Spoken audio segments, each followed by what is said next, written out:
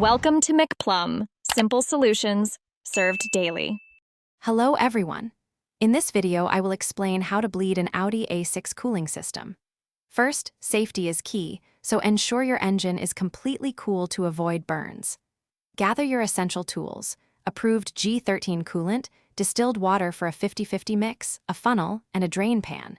You will also need to locate your coolant reservoir and the primary bleed point, typically a small hole on the heater core hose near the battery. Now, let's drain the old coolant. Position a drain pan beneath the lower radiator hose or drain cock.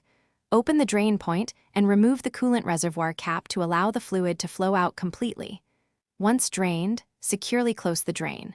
Next, slowly pour your premixed 50-50 coolant and distilled water into the reservoir, filling it up to the maximum level. This initial fill helps prevent large air pockets. With the initial fill done, it's time to actively bleed the air. Open the heater core bleed hole or screw until you see a consistent stream of coolant, then close it.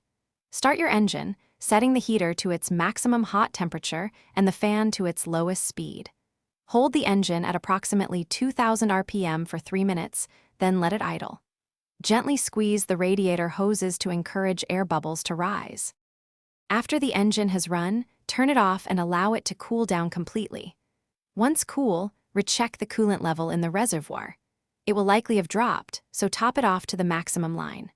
Over the next few days, continue to monitor your coolant level and engine temperature.